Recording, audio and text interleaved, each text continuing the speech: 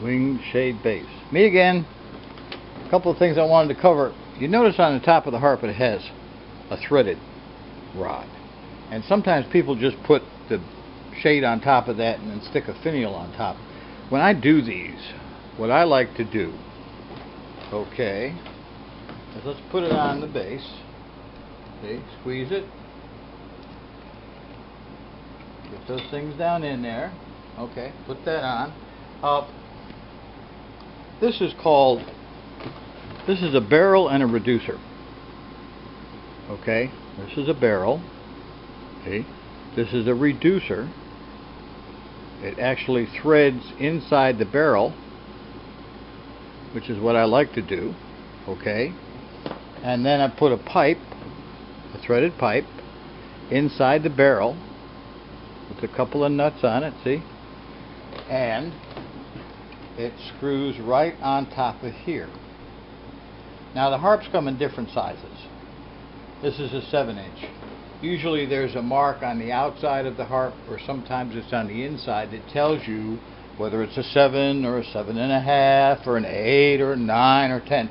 Now I get a lot of these lamp parts like the sockets and the harps and the wire and the plugs and little odds and ends and fittings that I don't have. There's a guy down the street from me called McCraw's Lamps and Lamp Repair, and he likes to rewire lamp bases, and sometimes people will bring him, now this is called a knurled threaded washer, has the same thread as the pipe.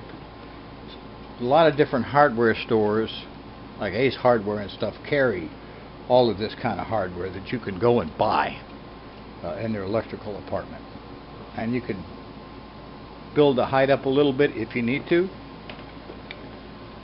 or use a shorter pipe if you need to.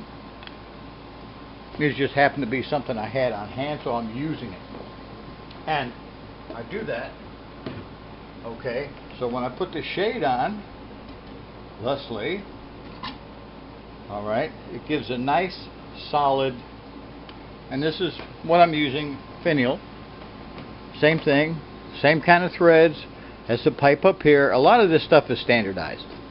You know, ages ago they standardized the threads so you could use on various lamp bases down through the centuries, down through the years. So I can screw it on top, nice and solid, doesn't have to be overly tight. And then here is the moment of truth. Let's see if it works. Now I put a 3-way socket on there, but not a 3-way bulb. So we turn it, okay, and that's it. That is the shade. Now when you do a lamp base, we're going to lower this. When you do a lamp base, you should see the bottom, right? You barely shouldn't see the bottom of the harp from the bottom of the base. Okay, that's how I do them. That's how I learned how to do them. That's how I do them today.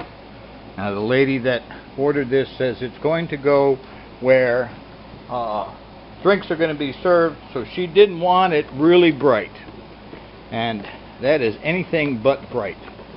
So now let's see. Now let's back this off a bit. Can we back it off a bit? No. Let's back it up a bit. Okay. Let's get that. Let's turn the lights off and see what happens.